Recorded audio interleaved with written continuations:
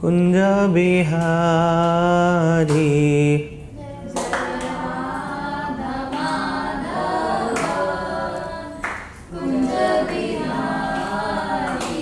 जय राधा माधव कुंज बिहारी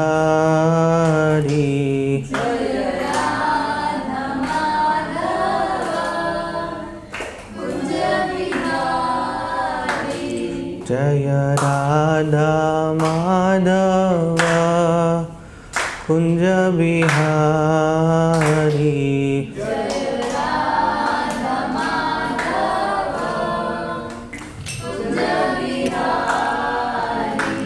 जय गोपी जन वल्लभ गिरिवरधारी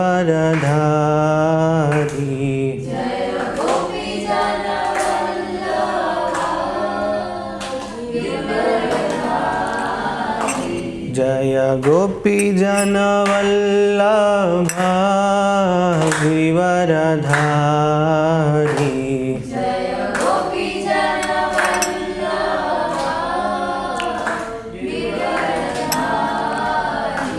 जय गोपी जन वल्लभ गिरिवरधारी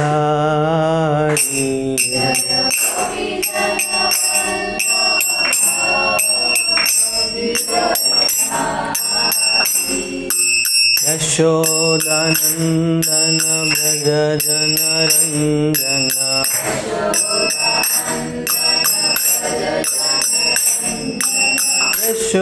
यशोदानंदन व्रज जनरंजन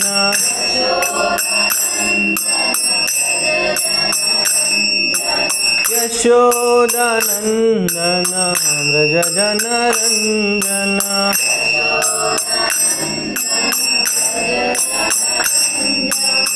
यमुना तीरावनचारी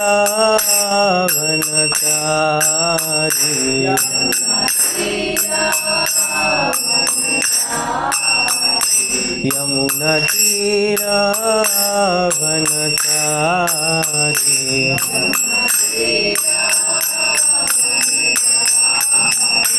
जय राधा माधव कुंज बिहारी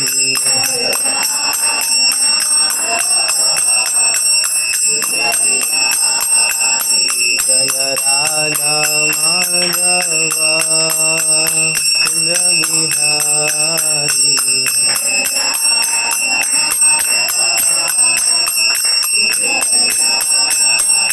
जय गोपी जन वल्लभ गिरिवरधारी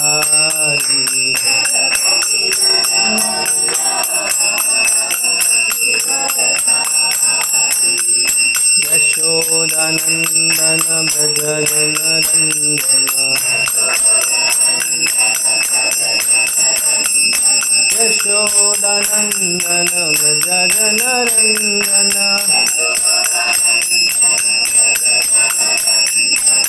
यमुना तीरावनचारी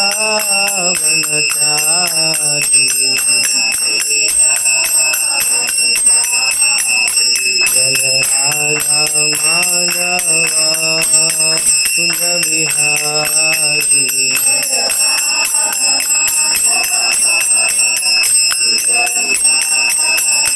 हरे कृष्णा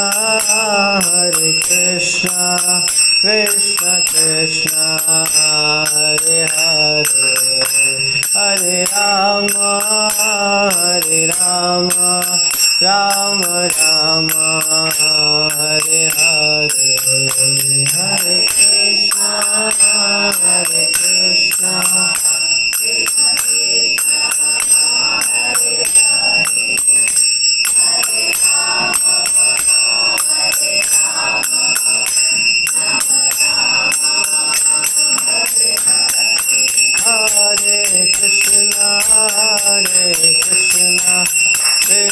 कृष्ण हरे हरे हरे राम राम राम हरे हरे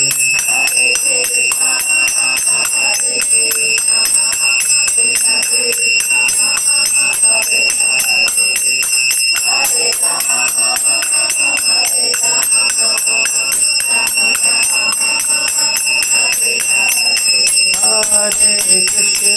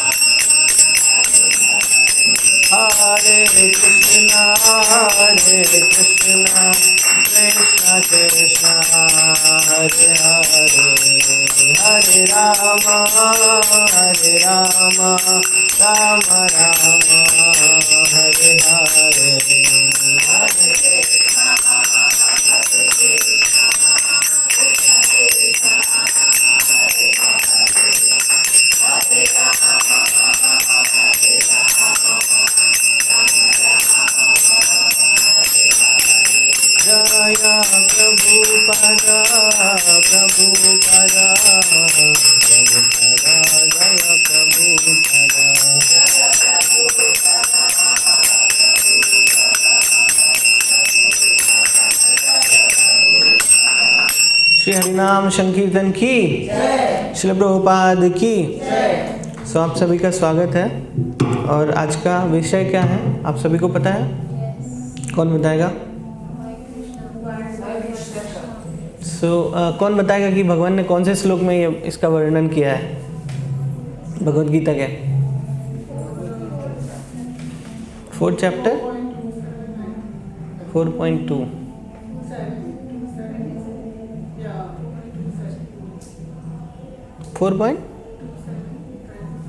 ओके, सो 4.8 में बताया है, बहुत फेमस श्लोक है। सो हम उस पर चर्चा करेंगे। तो मैं पहले श्लोक बोलूँगा, आप लोग थोड़ा दोहराइएगा, फिर अर्थ लेंगे, फिर प्रभुपाद जी का परपट पढ़ेंगे और फिर उस पर चर्चा करेंगे। और आज कौन सा दिन है तो उस पर भी थोड़ा सा चर्चा करेंगे। आप व्रत हो? आप व्रत हो? परित्राणाय साधूनां विनाशाय च दुष्कृतां धर्म संस्थापनार्थाय संभवामि युगे युगे। परित्राणाय साधूनां विनाशाय च दुष्कृतां धर्म संस्थापनार्थाय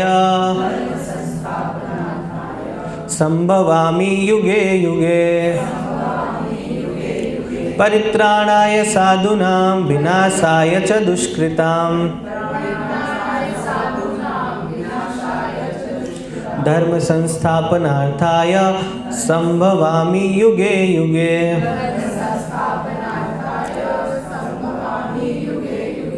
कोई बोलना चाहता है? रिपीट करना चाहता है? बोलिए। 1 एक लोग बोलिए। प्राणाय साधूनां विनाशाय च दुष्कृतां धर्म संस्थापनार्थाय संभवामि युगे युगे। और कोई? परित्राणाय साधूनां विनाशाय च दुष्कृतां धर्म संस्थापनार्थाय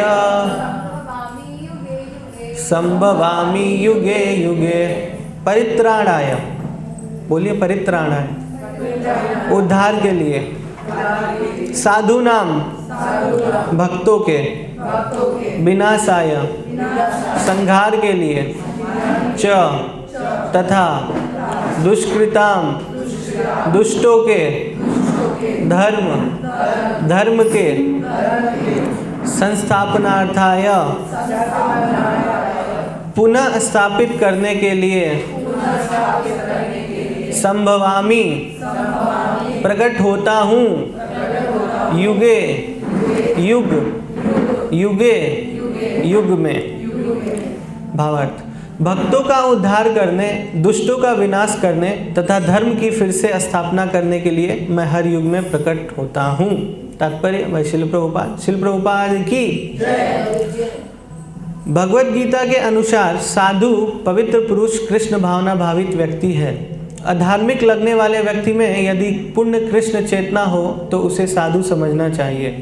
दुष्कृताम उन व्यक्तियों के लिए आया है जो कृष्ण भावनामृत की परवाह नहीं करते। ऐसे दुष्कृताम या उपद्रवी मूर्ख तथा अधम व्यक्ति कहलाते हैं। भले ही वे सांसारिक शिक्षा से विभूषित क्यों न हो, इसके विपरीत यदि कोई 100% कृष्ण भावनामृत में लगा रहता है तो वह विद्वान या सुसंस्कृत न भी हो फिर भी वह साधु माना जाता है। सबको हिंदी समझ में आ रहा है ना? जहाँ तक अनीश्वरवादियों का प्रश्न है, भगवान के लिए आवश्यक नहीं है कि वे इनके विनाश के लिए उस रूप में अवतरित हों जिस रूप में वह रावण तथा कंस का वध करने के लिए हुए हैं। भगवान के ऐसे अनेक अनुचर हैं जो असुरों का संहार करने में सक्षम हैं, किंतु भगवान तो अपने उन निष्काम भक्तों को तुष्ट करने के लिए विशेष रूप से अवतार लेते हैं जो असुरों द्वारा निरंतर तंग किए जाते हैं। असुर भक्त को तंग करता है, भले ही वह उसका सगा संबंधी क्यों न हो। यद्यपि प्रहलाद महाराज हिरण्यकश्यपु के पुत्र थे, किंतु तो भी वे अपने पिता द्वारा उत्पीड़ित थे। इसी प्रकार कृष्ण की माता देवकी यद्यपि कंस की बहन थी, किंतु उन्हें तथा उनके पति वासुदेव को इसीलिए दंडित किया गया था क्योंकि उनसे कृष्ण को जन्म लेना था। अतः भगवान कृष्ण मुख्यतः देवकी के उद्धार करने के लिए प्रकट हुए थे, कंस को मारने के लिए नहीं। किंतु ये दोनों कार्य एक साथ संपन्न हो गए। अतः यह कहा जाता है कि भगवान भक्त का उद्धार करने तथा दुष्ट असुरों का संहार करने के लिए विभिन्न अवतार लेते हैं। कृष्णदास कविराज कृत चैतन्य चरितामृत के निम्नलिखित श्लोकों से अवतार के सिद्धांतों का सारांश प्रकट होता है। सृष्टि हेतु एई मूर्ति प्रपंचे अवतरे, सेई ईश्वर मूर्ति अवतार नाम धरे।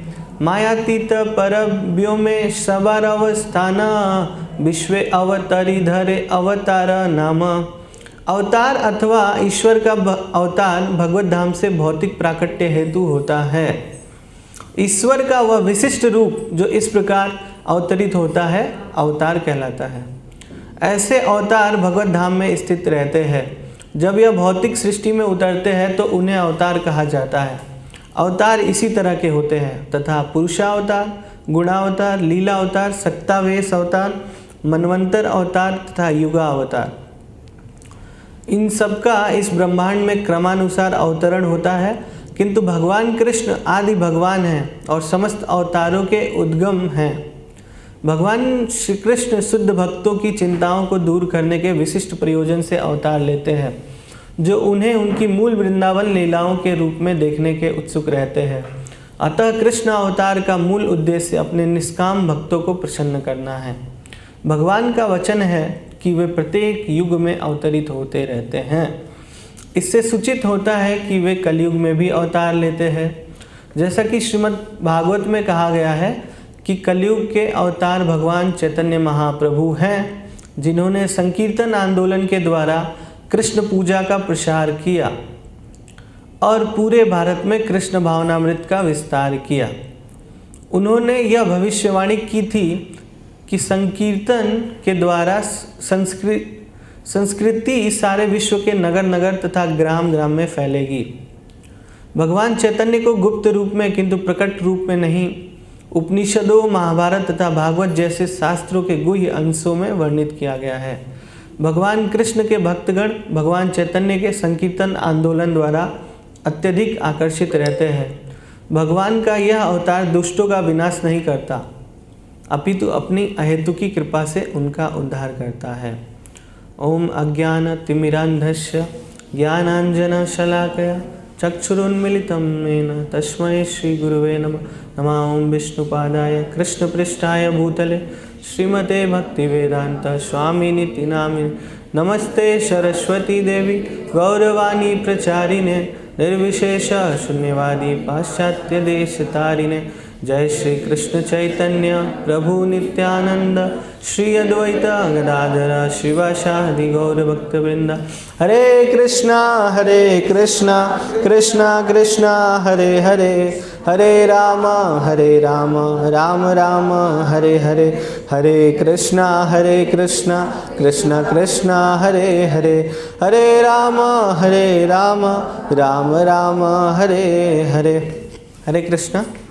आप सभी का स्वागत है। ये श्लोक बहुत ही इम्पोर्टेंट है कि भगवान इस धराधाम पे क्यों आते हैं। बहुत लोग अलग अलग सवाल पूछ सकते हैं, पर कुछ लोग कहेंगे कि बैकुंठ अगर इतना अच्छा है, गोलोक इतना अच्छा है, तो भगवान आते क्यों है यहाँ पे, इस भौतिक संसार में क्यों आते हैं।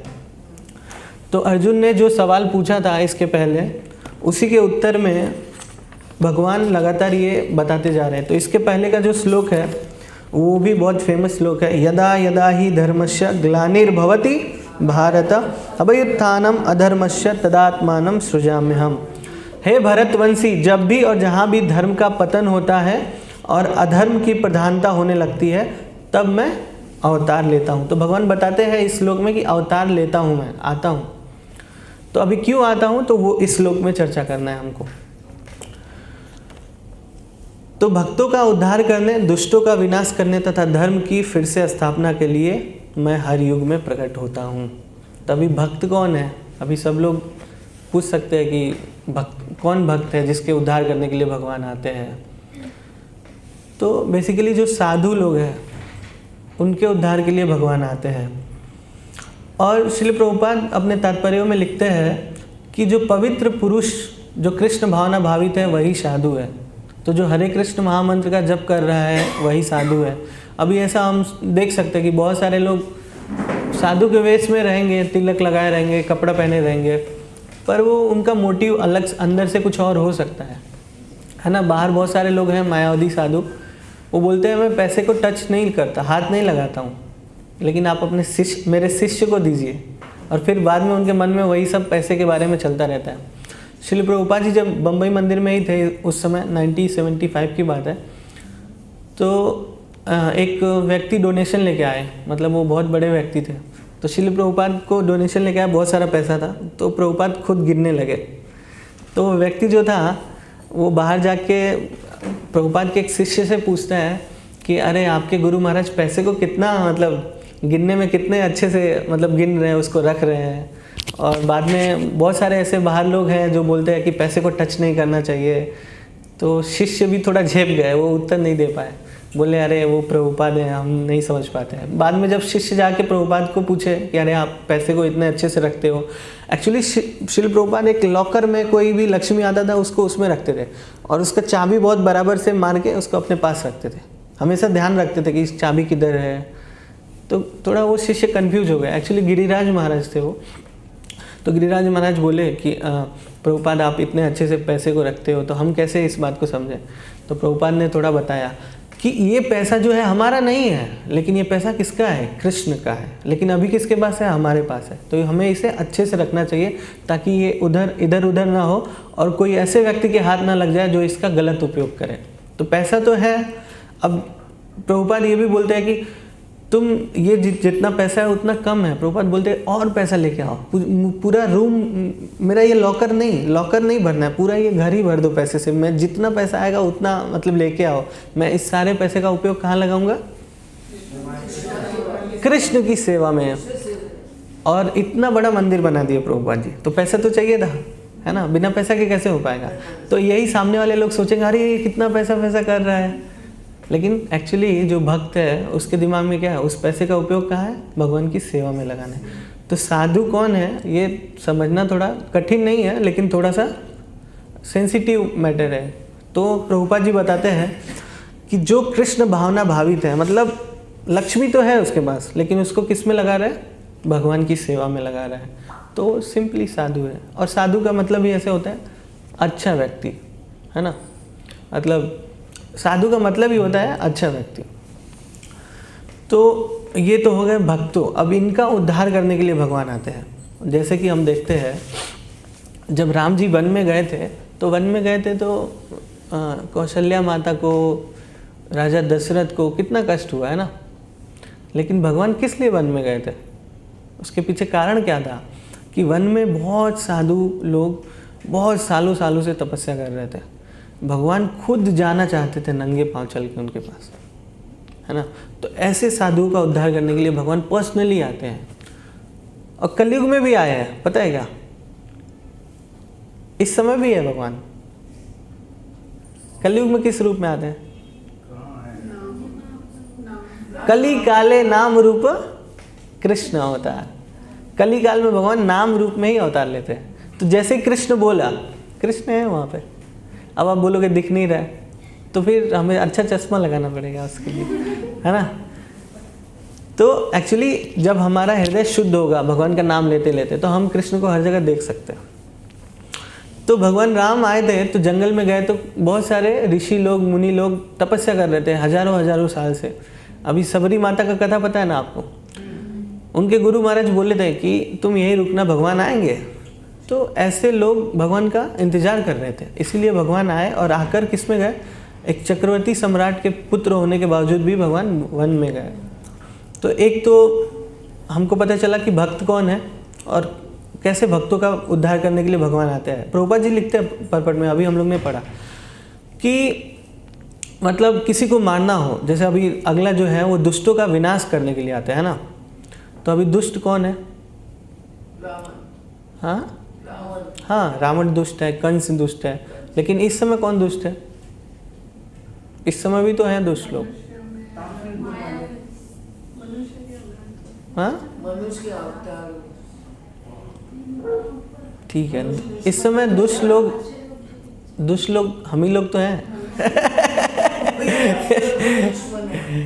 हम लोग देख रहे हैं कौन है दुष्ट। हम सभी लोग दुष्ट ही एक्चुअली धीरे धीरे प्रयास कर रहे हैं अच्छा बनने के लिए, साधु बनने के लिए, ना। अब साधु बने नहीं है ना, प्रक्रिया में है, ठीक है। पर ऐसा मानना चाहिए। भगवान बोलते हैं भगवद गीता में, अपि चेतसु दुराचारो भजते माम अनन्य भाग साधुरेव समन्तव्य सम्यक व्यवस्थितो ही स। अपि चेतसु दुराचारो, बहुत बड़ा दुराचारी है, लेकिन फिर भी अगर मेरा भजन भक्ति भाव से अनन्य पूर्वक कर रहा है तो उसको मेरा भक्त मानना चाहिए, ठीक है। पर इस समय सबसे बड़े दुष्ट लोग पता है कौन है? श्रील प्रभुपाद जी के एक शिष्य थे, वो आए थे तो वो बता रहे थे कि जो वैज्ञानिक लोग हैं ना, जो नित्य नए नए खोज कर रहे हैं, बता रहे हैं कि हम बहुत अच्छे से जी सकते हैं, बहुत अच्छे से रह सकते हैं, भगवान नहीं है ना, वो लोग सबसे बड़े दुष्ट हैं इस समय। और ये जो हरि नाम संकीर्तन है और जो हरे कृष्ण महामंत्र का प्रचार है और भगवत गीता का जो मतलब असली संदेश है, हमें उनको ही सुनाने की सबसे ज़्यादा ज़रूरत है। क्योंकि यही लोग सबसे ज़्यादा भ्रम पैदा कर रहे हैं समाज में। यही लोग तो बता रहे हैं कि भगवान है ही नहीं, भगवान को मत पूजो, आओ पढ़ाई करो और नए नए खोज करो और अच्छे से इंद्रिय तृप्ति करने का खोज मतलब रोज़ कर रहे हैं, है कि नहीं। अब मुंबई में देखिए, अभी मेट्रो मतलब ट्रेन चल रहा था ऐसे ज़मीन पे, फिर ऊपर वाला मेट्रो चला, अभी नीचे भी चल रहा है। 10 साल बाद किधर चलाएंगे? ऑलरेडी प्लेन तो उड़ता ही है, आप इधर बीच पे जाके खड़े रहो, 2 मिनट में एक जाता है ना। तो कैसे पॉपुलेशन बढ़ रहा है, ये लोग नए नए खोज करके बता रहे हैं कि हम आपको और अच्छी सुविधा देंगे, और मनुष्यता इसमें ही कहीं कहीं फंस रही है ना। तो ये सबसे बड़े इस समय के दुष्ट लोग हैं। प्रभुपाद इसी लोगों को सबसे ज़्यादा एकदम से जोरदार पूर्वक इन लोग को एकदम से ये कर लताड़ लगाते थे। प्रभुपाद के एक शिष्य हैं, क्या नाम है महाराज का? भक्ति स्वरूप,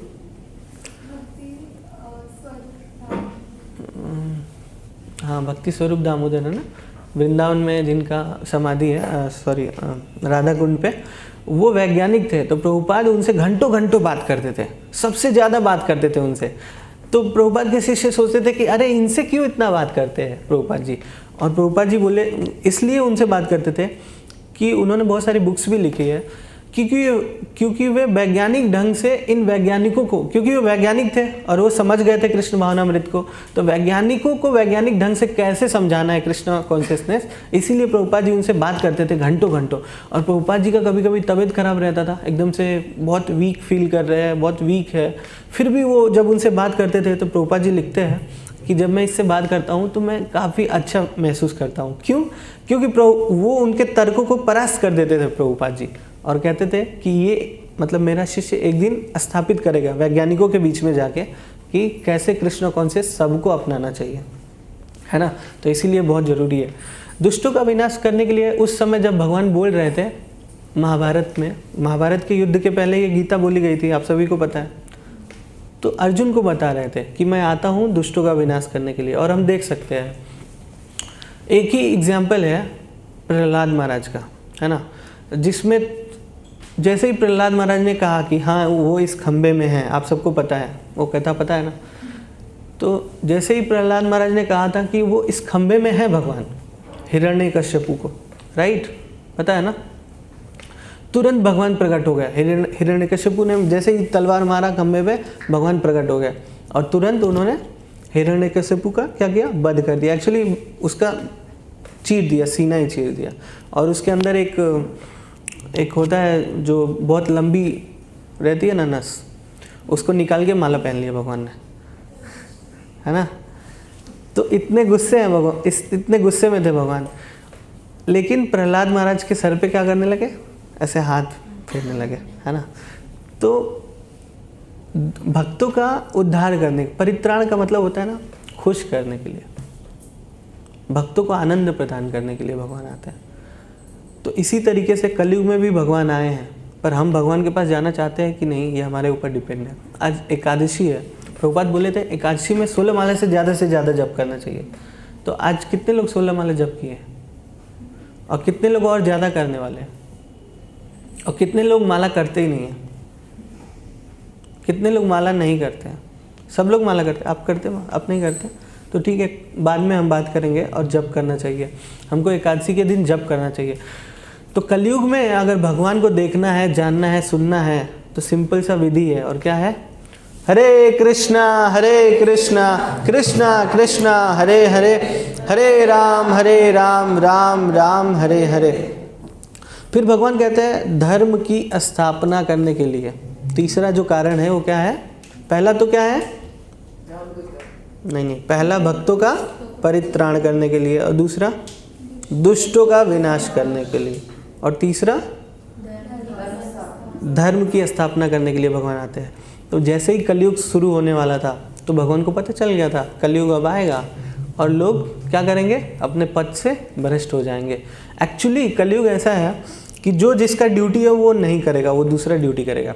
जैसे ब्राह्मण है, ब्राह्मण को क्या करना चाहिए, यजन याजन पठन पाठन, है ना, उसको शास्त्रों का पठन पाठन करना चाहिए, दूसरों को पढ़ाना चाहिए। लेकिन ब्राह्मण क्या करता है, एक्चुअली जो सो कॉल्ड ब्राह्मण लोग हैं वो क्या कर रहे हैं, वो शूद्र का काम कर रहे हैं। शूद्र मतलब दूसरे के यहाँ नौकरी करना, पेट पालना, है ना। वैश्य लोग हैं, उनका काम था खेती बाड़ी करना, गौओं का रक्षा करना। तो ये वैश्य लोग क्या कर रहे हैं, गौओं का मांस का व्यापार कर रहे हैं। कितना उल्टा हो गया ना। तो ये कलयुग है। तो कलयुग में क्या है, भगवान को पता था कि ऐसा उल्टा होगा सब कुछ, इसीलिए उससे पहले ही उन्होंने क्या दे दिया, भगवत गीता। क्या दे दिया भगवान ने, हाँ। तो जो पढ़ेगा वो बढ़ेगा। जिसने पढ़ा भगवत गीता वो हर विषय में जीता। तो किसने कौन पढ़ रहा है भगवत गीता, ऐसे आधा, ठीक है, बहुत अच्छा काम कर रहे हैं आप लोग। लेकिन जो नहीं पढ़ रहे हैं उनके पास सबके पास भगवत गीता है क्या, किसके पास नहीं है भगवत गीता? आप सभी लोग बड़े ज्ञानी लोग। अच्छा, आपके पास नहीं है तो आप भगवत गीता लीजिए, हमारा स्टॉल उधर लगा हुआ है, उनको है ना भगवत गीता दिलाइए, ओके। तो भगवत गीता है ना, हमें रोज पढ़ना चाहिए भगवत गीता। हाँ, ओके। अगर हम भगवत गीता पढ़ेंगे तो हमारा जो जीवन का लक्ष्य है वो हमको पता चल पाएगा। अगर भगवत गीता नहीं पढ़ेंगे तो नहीं समझ पाएंगे। तो इसीलिए हमें भगवत गीता पढ़ना चाहिए। और ये जो आधा एक घंटे का चर्चा करते हैं ना, इससे लाभ तो होता है, पर अगर आप डेली बेसिस पे भगवत गीता पढ़ रहे हैं तो काफ़ी ज़्यादा लाभ होने वाला है आपके जीवन में, है ना। डेली कुछ नहीं, 1 श्लोक पढ़िए, 2 श्लोक पढ़िए, एकादशी के दिन 3-4 श्लोक पढ़िए। अभी हम बात करने वाले एकादशी के बारे में भी। तो अगर हम भगवत गीता पढ़ेंगे ना तो ऐसा हमारे आचार्य बताते हैं, दिव्य ज्ञान हृदय प्रकाशित है। हमको भगवत गीता हो सकता है भले समझ में ना आए पढ़ने पे, लेकिन अगर हम लगातार पढ़ते रहेंगे तो एक दिन ये हमारे हृदय में प्रकाशित होगा। चैतन्य महाप्रभु जब दक्षिण भारत की यात्रा में थे तो वहाँ एक ब्राह्मण थे। वो ब्राह्मण के गुरु ने उनको बोल दिया था कि आप डेली भगवत गीता पढ़ो। और वो ब्राह्मण क्या थे, 0 बट्टा सन्नाटा, उनको पढ़ना आता ही नहीं था, है ना, एक अक्षर भी नहीं आता था उनको। लेकिन अब गुरु बोल दिए थे तो गुरु का बात मानना था। तो रोज़ भगवत गीता लेते थे, ऐसे पलटते रहते थे और रोते थे। पूरा पन्ना पलट देते थे और फिर ऊपर देखते थे ऐसे, और खाली रोते रहते थे। सोचते कि काश मैं पढ़ना जानता तो मैं इसको पढ़ता। और ऐसे ही लोग उनका बहुत मजाक उड़ाते थे, बोलते अरे ये पढ़ना आता नहीं है, और दिन भर क्या पन्ना पलटता रहते थे। तो और रोते थे वो, और रोते थे, और ऐसे रोते रोते एक दिन चैतन्य महाप्रभु आ गए उनके सामने, है ना। और चैतन्य महाप्रभु उनसे फिर चैतन्य महाप्रभु भी वही सवाल किए, अरे जब पढ़ना नहीं आता तो क्यों पढ़ रहे हो, है ना। तो बोले पढ़ना तो नहीं आता है, हमारे गुरु ने बताया है इसलिए पढ़ रहा हूँ। और मैं देख रहा हूँ कि ये जो भगवान हैं वो अर्जुन के सारथी बने हुए हैं, ड्राइवर। तो मैं यही सोचता हूँ देख के, इतना तो समझ पाता हूँ, चित्र तो समझ में आता है सबको, है ना। तो यही सोच रहा हूँ कि भगवान कितने हमारे दयालु है कि भक्तों के ड्राइवर बन सकते। कोई ऐसा करेगा क्या? कोई बड़ा आदमी किसी छोटे आदमी का ड्राइवर बनेगा? Is it possible? Not possible. अरे वो सब छोड़ो, ड्राइवर छोड़ो, बड़ा आदमी है, कोई छोटा आदमी बैठा है वहाँ पे खड़ा नहीं रहेगा। वो सोचेगा छोटा आदमी को नीचे बैठना चाहिए और मुझे सिंहासन दे दो, है ना, ऐसा। लेकिन भगवान किधर बैठे? सारथी। और ये सारथी जहाँ पे बने थे भगवान, ऐसा सारथी का ऐसा नॉर्मल जॉब नहीं है। वो पीछे जो रहता है ना, वो सारथी को बोलता रहता है हमेशा, ए इधर ले चल, उधर ले चल, ऐसे कर वैसे कर। अर्जुन भी ऐसे ही भगवान को बोल रहे थे, ऐसा नहीं बोल रहे थे हे केशव इधर ले चलिए क्योंकि युद्ध हो रहा है ना भाई, राइट। लड़ाई में अब इतना थोड़े ना मतलब पालन हो पाएगा। और भगवान को बोलते थे। और ऐसा भी है कि बहुत बार वो ना अपने धनुष से ही भगवान को बोलते थे इधर करो उधर करो इधर करो, ऐसे, है ना। सोचो, वेरी डिफिकल्ट जॉब, पर ये भगवान कर सकते हैं हमारे लिए, हमारे जीवन में। वैसे ही अगर हम भगवान को अपने जीवन में सारथी बना लेना तो फिर हमारा जीवन का भी जो महाभारत है क्या होगा? विक्टोरियस, विजयी भव। लेकिन हम बनाते हैं क्या? हम भगवत गीता पढ़ लेते हैं 1 श्लोक और सोचते हैं अरे हमको सब कुछ पता है है ना, हम कितने लोगों को बता सकते हैं। ऐसा होता ही नहीं, है ना। लेकिन हमको रोज़ भगवत गीता पढ़ना चाहिए। रोज़ अगर हम पढ़ते हैं तो रोज़ हमको नया नया मैसेज मिलता रहेगा, रोज़ समझ में आता रहेगा, अच्छी बातें पता चलेगी। तो धर्म की स्थापना के लिए भगवान हर युग में प्रकट होते हैं। तो कितने युग हैं? सतयुग, द्वापर, त्रेता, कलयुग। चारों युग में भगवान प्रकट होते हैं। तो इससे पता चलता है कि कलयुग में भी आए हैं, है ना। तो श्रीमद् भागवतम में चैतन्य महाप्रभु के अवतार का वर्णन नहीं है डायरेक्टली, ऐसे नाम लेके वर्णन नहीं है, हालांकि इनडायरेक्टली वर्णन है आखिरी में, है ना। तो बहुत सारे लोग बोलते हैं चैतन्य महाप्रभु भगवान नहीं है, पर हमारे जो आचार्य हैं भक्ति सिद्धांत सरस्वती ठाकुर, भक्ति विनोद ठाकुर, उन्होंने प्रमाणित किया है कि कैसे चैतन्य महाप्रभु भगवान है ना। और हम समझ सकते हैं कि कलयुग में कौन प्रकट हुए भगवान के रूप में? चैतन्य महाप्रभु। चैतन्य महाप्रभु कृष्ण से अलग नहीं है। और खैर चैतन्य महाप्रभु आए और चले गए, राइट। लेकिन अभी कौन है भगवान के रूप में? अभी तो बताया, हरि नाम। कली काले नाम रूप, ये बिल्कुल मत भूलिए, कली काले नाम रूप कृष्ण होता है। तो जैसे ही आप नाम लेते हैं कृष्ण आपके साथ में है। प्रभुपाद जी लिखते हैं कि अवतार बहुत सारे होते हैं, जैसे कि पुरुषावतार, गुणावतार, लीला अवतार, सत्यावेश अवतार, मनवंतर अवतार, है ना। लेकिन जो भगवान कृष्ण है ना, वो अवतारी है। क्या है? राम, कृष्ण, नरसिंह, ये जो भगवान के अवतार हैं, पर कृष्ण ही कंप्लीट गॉड है। लाइक उनसे ही सारे अवतार निकलते हैं। कृष्ण से बलराम निकलते हैं, बलराम से शंकरषण, है ना। और कौन है? शंकरषण से प्रद्युम्न, अनिरुद्ध, है ना, वासुदेव, फिर महाविष्णु, है ना। तो कृष्ण से ही सारे अवतार प्रकट होते हैं। बाहर के लोग, मतलब हम भी पहले ऐसे ही जानते थे कि विष्णु से सब ऐसा होता है, पर क्रिएशन जो है और ज़्यादा वास्ट बताया गया है हमारे गौड़ीय वैष्णविज्म में। तो हम समझ सकते हैं कि कृष्ण पूर्ण पुरुषोत्तम है, लीला पुरुषोत्तम है, पूर्ण पुरुषोत्तम है। तो कौन कौन से 3 कारण हैं जिसमें भगवान प्रकट होते हैं? क्या क्या करने के लिए? भक्तों का उद्धार करने के लिए, विनाश करने के लिए, धर्म की स्थापना करने के लिए। ठीक है, सो ये श्लोक हो गया। अब हम थोड़ा चर्चा करेंगे आज के एकादशी के बारे में। तो आज कौन सी एकादशी है? इंदिरा एकादशी। आज का जो एकादशी है ना, इतना पुण्यवान है, इतना पुण्यवान है कि आज जो एकादशी व्रत रख रहे हैं अपने लिए तो काफ़ी बेनिफिशियल है, पर ये पितृ पक्ष है। आपको पता है पितृ पक्ष, ये पितरों का पक्ष है। तो जो आज एकादशी कर रहा है और उनके पितर लोग, मतलब पीछे के लोग, दादा, परदादा, नाना, ये वो दुनियादारी, है ना, कहीं फंसे हुए हैं किसी नरक लोक में, किधर बीच बीच में फंसे हुए हैं, अभी हम पढ़ेंगे उसको। तो वो उनका क्या हो जाएगा? उनका भी उद्धार हो जाएगा। तो हम थोड़ा उस पर भी चर्चा कर लेते हैं। और ये एकादशी तिथि है, वो क्या है? भक्ति जननी, माधव तिथि भक्ति जननी। ये जो माधव की तिथि है, क्या भक्ति जननी है, भक्ति प्रदायनी है। अगर जो एकादशी का व्रत रखते हैं उनको भक्ति मिलता है। युधिष्ठिर महाराज ने कहा, हे मधुसूदन, हे मधु दानव के संहारक, अश्विन माह के कृष्ण पक्ष में होने वाली एकादशी का क्या नाम है? कृपया मुझे इसकी महिमा बताइए। भगवान श्री कृष्ण ने उत्तर दिया, ध्यान से सुनिए आप लोग, मैं पढ़ रहा हूँ, है ना। भगवान श्री कृष्ण ने उत्तर दिया, इस पवित्र दिन को इंदिरा एकादशी कहा जाता है। ध्यान से सुनिए, ध्यान से सुनने का फल इतना है कि वो भी बताएंगे, ठीक है। यदि कोई व्यक्ति इस दिन उपवास करता है तो उसके सभी पाप मिट जाते हैं और उसके पूर्वज जो नरक में गिर गए हैं उन्हें मुक्ति मिल जाती है।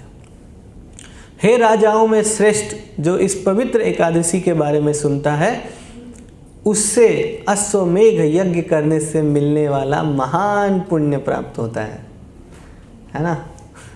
मिलने वाला है आप लोग को, तो ध्यान से सुनिए। सतयुग में इंद्रसेन नामक एक राजा रहता था जो इतना शक्तिशाली था कि उसने अपने सभी शत्रुओं को नष्ट कर दिया था। उसका राज्य माहिष्मतीपुरी कहलाता था। गौरवशाली और अत्यधिक धार्मिक राजा इंद्रसेन अपनी प्रजा का बहुत ख्याल रखता था। इसके लिए वह सोने, अनाज, पुत्रों तथा और पौत्रों से समृद्ध था। वह भगवान श्री विष्णु के प्रति भी बहुत समर्पित था। उसे विशेष रूप से मेरा नाम जपना और गोविंदा गोविंदा पुकारना अच्छा लगता था। इस तरह राजा इंद्रसेन ने व्यवस्थित रूप से खुद को शुद्ध आध्यात्मिक जीवन के लिए समर्पित कर दिया और परम सत्य का ध्यान करने में बहुत समय बिताया। भगवान के नाम का जप करते थे, है ना, इंद्रसेन नामक राजा। एक दिन राजा इंद्रसेन खुशी और शांति से अपनी सभा की अध्यक्षता कर रहे थे तो पुण्य वक्ता श्री नारद मुनि उतरते हुए दिखाई दिए। शंख के समान श्वेत, चंद्रमा के समान चमकते हुए, चमेली के फूल के समान, बिजली के समान नारद मुनि आकाश से उतर रहे हैं। वे लाल बालों की जटाओं से सुशोभित है। राजा ने देवों के संत देवर्षि नारद को हाथ जोड़कर नमस्कार किया, उन्हें महल में आमंत्रित किया, उन्हें आरामदेह आसन दिया, उनके चरण धोए और स्वागत के मधुर शब्द बोले। तब नारद मुनि ने महाराज इंद्रसेन से कहा, हे राजन, क्या आपके राज्य के 7 अंग समृद्ध हो रहे हैं? राजा के राज्य के 7 अंग हैं। राजा का स्वयं का कल्याण, उसके मंत्री, उसका खजाना, उसकी सेना, उसके मित्र, ब्राह्मण, उसके राज्य में किए जाने वाले यज्ञ और राजा की प्रजा की आवश्यकताएं।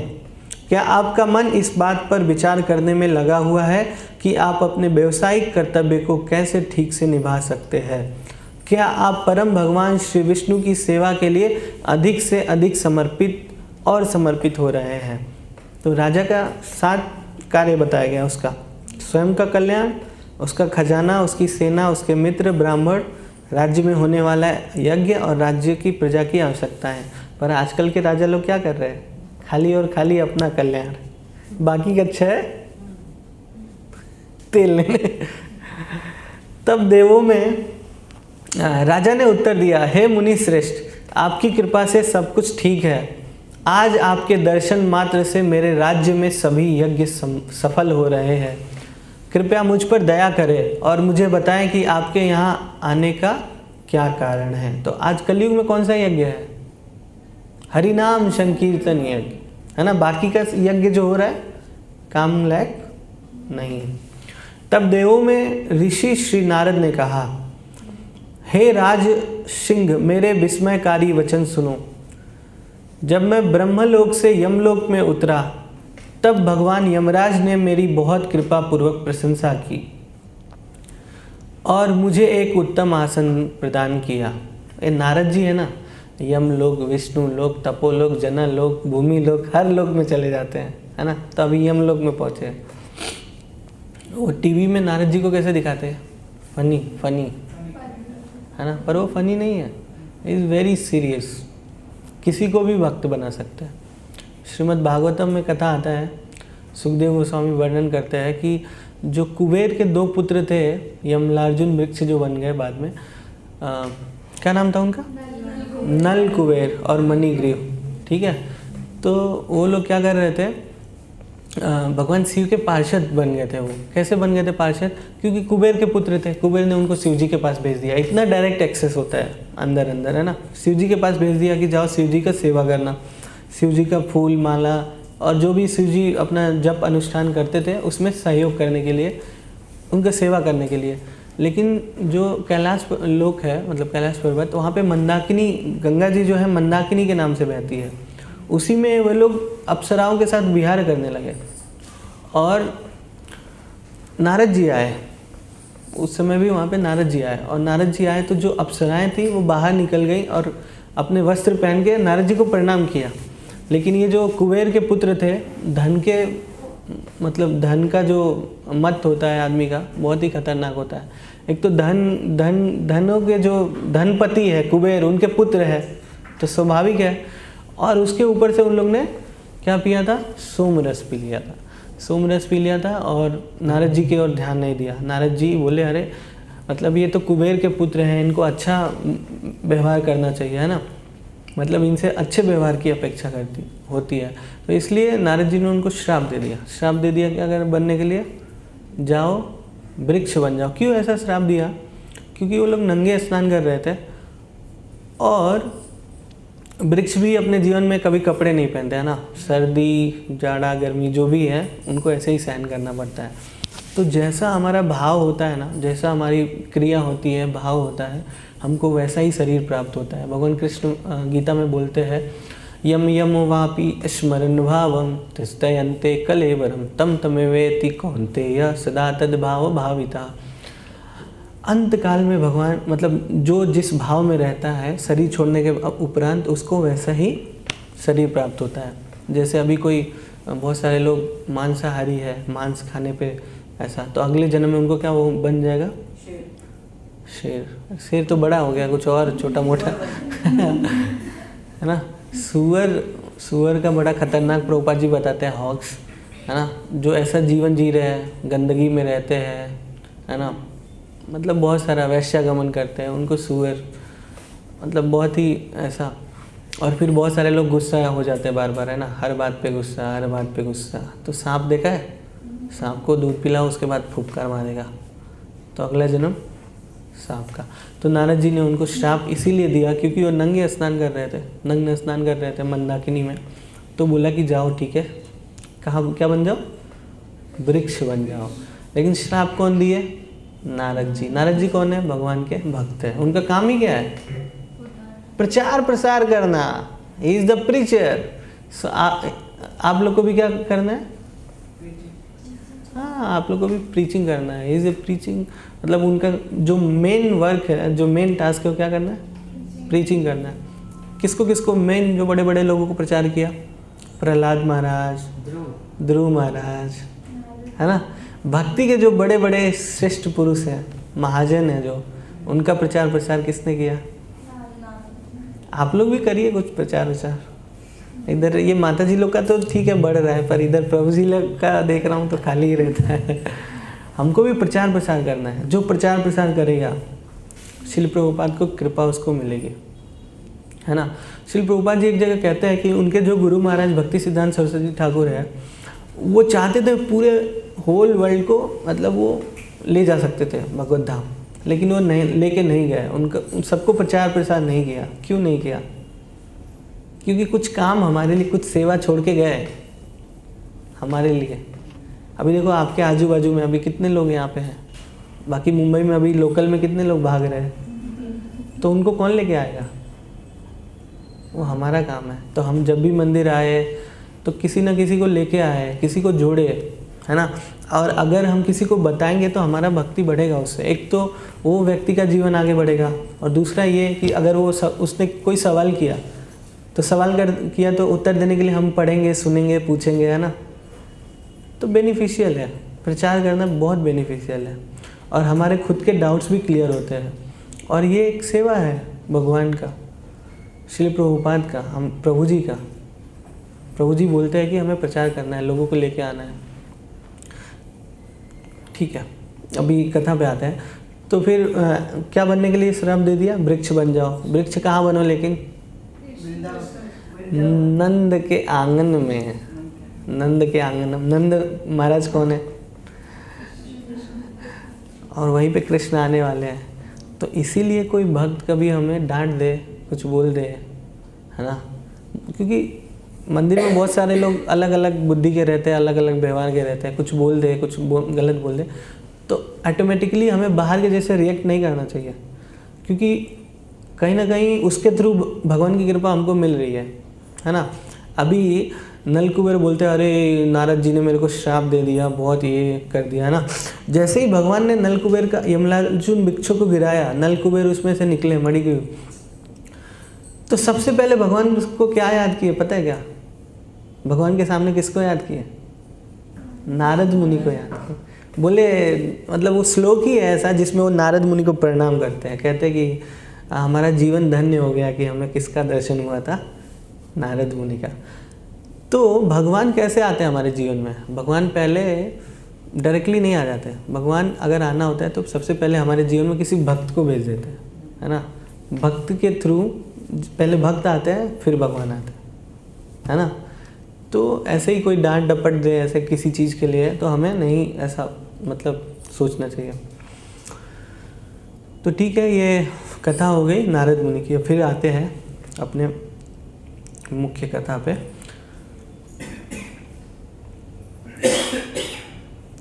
तो नारद मुनि कहाँ पे गए हुए हैं, यमलोक में गए हुए हैं। और जो इंद्रसेन नामक राजा है माहिष्मती के, उनको ये बता रहे हैं कि नारद मुनि कि मैं गया था यमलोक में, अभी वहाँ पे क्या हुआ। तब देवों में ऋषि श्री नारद ने कहा, हे राज सिंह, मेरे विस्मयकारी वचन सुनो।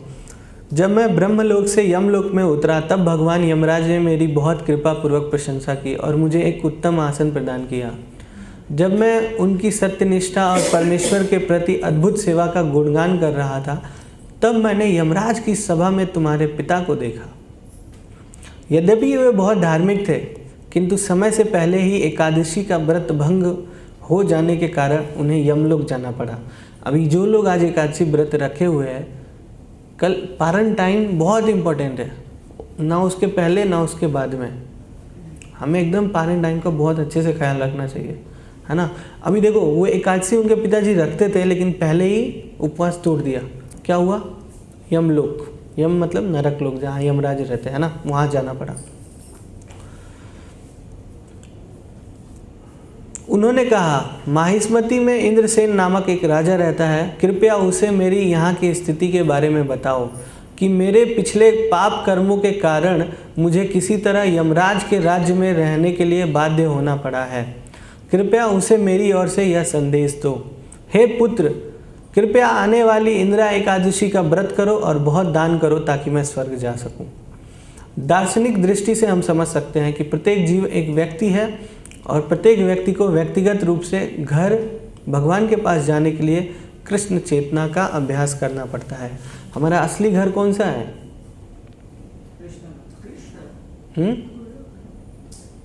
गोलोक है हमारा असली घर। तो हमें वहाँ पे जाने के लिए प्रयास करना चाहिए, न कि यहाँ पे इधर मरीन ड्राइव पे फ्लैट के बारे में सोचना चाहिए, है ना। हम लोग सोचते हैं ना, इधर फ्लैट, इधर सेटल। अरे जीवन बहुत छोटा है, बहुत ही छोटा है। लाइक मेरा 30 साल बीत गया, 30 साल में मैं पे हो जाऊंगा, है ना। ऐसे ही आप लोग का भी सिमिलरली कोई 20, 25, 30, 40 ऐसे ही है ना। 10 साल का है मैक्सिमम जो खेला है असली, और 10 साल का है, 40 साल तक का है। प्रभु जी हमसे बोले थे जब मैं बहुत लाइक 23, 24 था, तो प्रभु जी बोले 30 हो जाओगे तब तुमको पता चलेगा। तो मैं बोला प्रभु जी मुझे नहीं पता चलेगा, मैं बहुत लेकिन हाँ अब मुझे पता चलता है। मैं वैसे नहीं दौड़ पाता हूँ जैसे पहले दौड़ता था, है ना। आप लोग भी देखना, जो थोड़ा यंग एज हो, लाइक जो बड़े लोग हैं उनको तो पता ही है ना। हमारा बॉडी वैसे काम नहीं करेगा।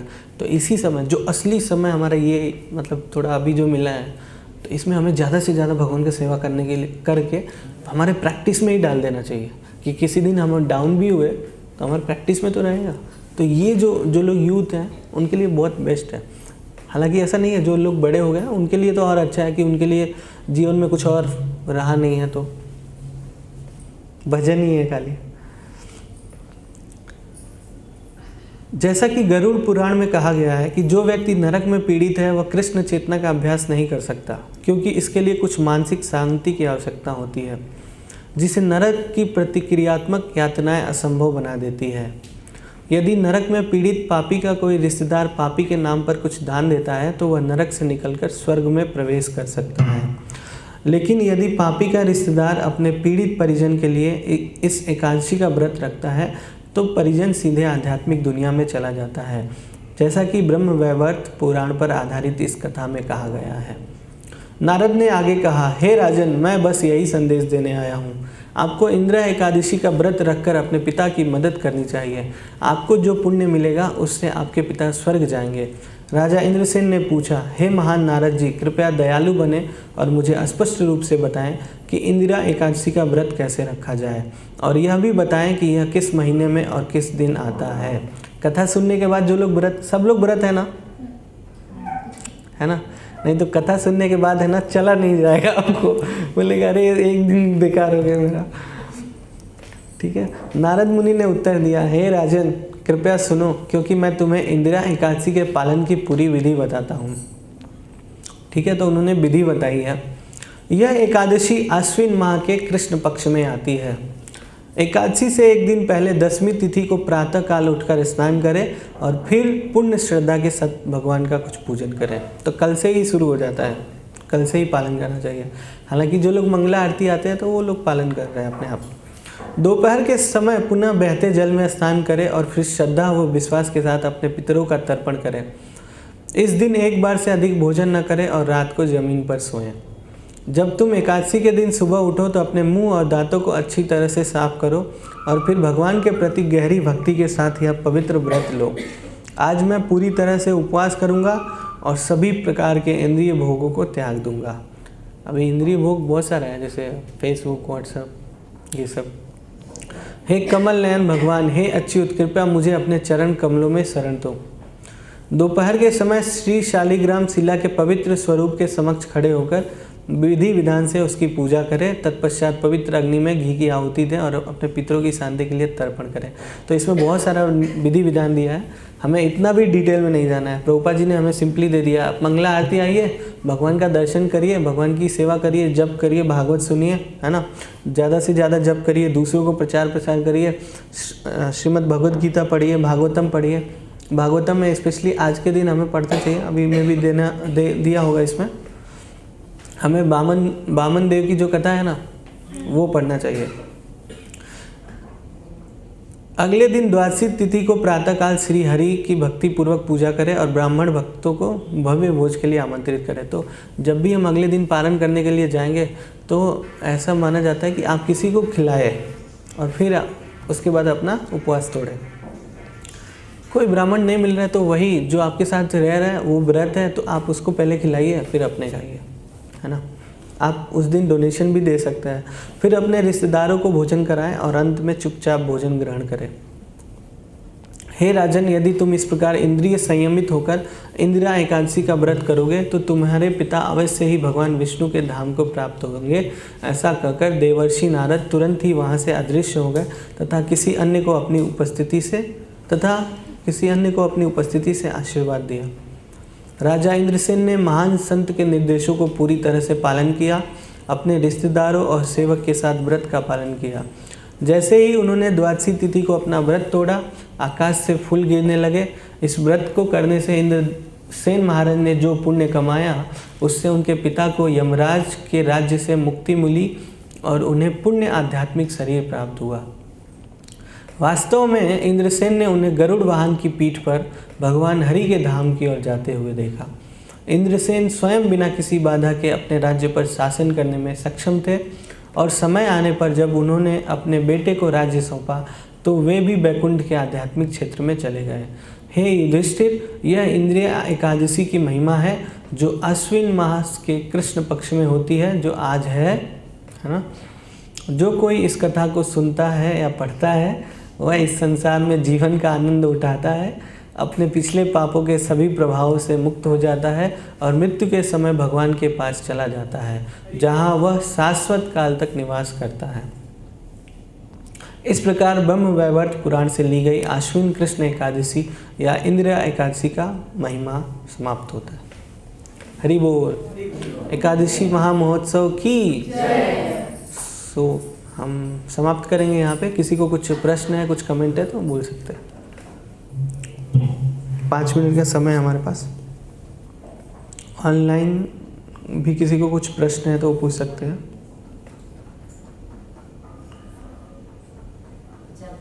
प्रभु, यस प्रभु। जैसे आप बता रहे हो कि एकादशी का व्रत रखना चाहिए, तो इसमें मतलब कुछ प्रसाद वगैरह पा सकते हैं या निर्जल रहना चाहिए एकादशी में? जस्ट इट डिपेंड्स प्रभु, आप कैसे रह सकते हो।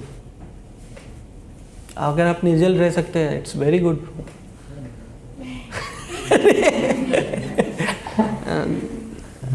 हिज ग्रेस अद्भुत हरि प्रभु जी बहुत सालों से निर्जला एकादशी रखते हैं और हम लोग को भी बोलते हैं ऐसा करने के लिए। तो और like it's good to complete fast, क्योंकि देखो जैसे मान लो आप कुछ प्रसाद पा रहे हो जो कि फ्रूट्स हैं या फिर कुछ, तो बहुत सारा अल्टीमेटली आप कुकिंग करके पा रहे हो, राइट।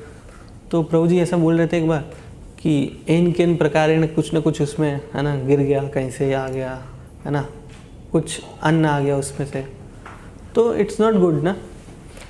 लेकिन जो नहीं कर सकते हैं उनके लिए है कि उन्हें फलाहार कर सकते हैं या फिर जल पे कर सकते हैं, है ना।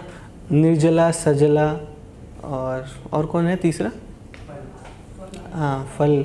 मतलब अगर निर्जल नहीं कर सकते खाली जल से कर सकते हैं, दैट्स ऑल्सो गुड। खाली जल से नहीं कर सकते तो फ्रूट्स ले सकते हैं।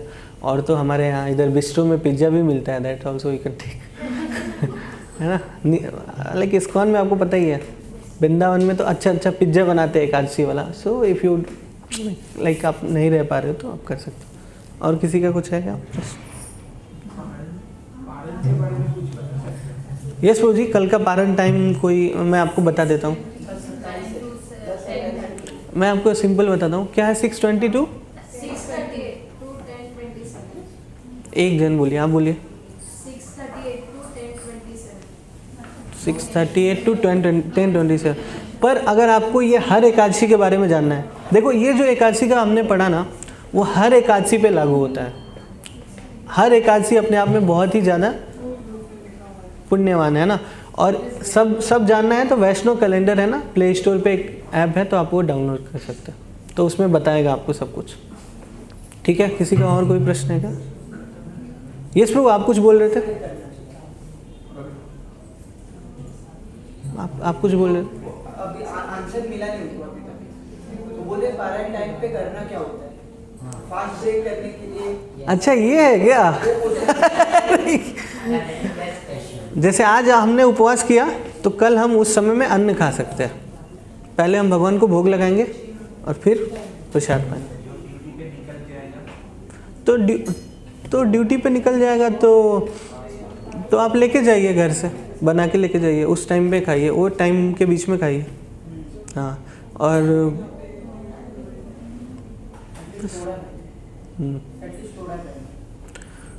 ठीक है। और एक और कथा है कि जो गांधारी थी ना, उन्होंने एकादशी से पहले ही उपवास, 10वीं के दिन उपवास कर लिया था, है ना। तो हमें एकादशी के बारे में बहुत स्ट्रिक्ट रहना कि एकादशी के दिन ही एकादशी का उपवास रखना है, ओके। और पारण अच्छे से समय पे करना है, ठीक है। हरे कृष्णा, थैंक यू।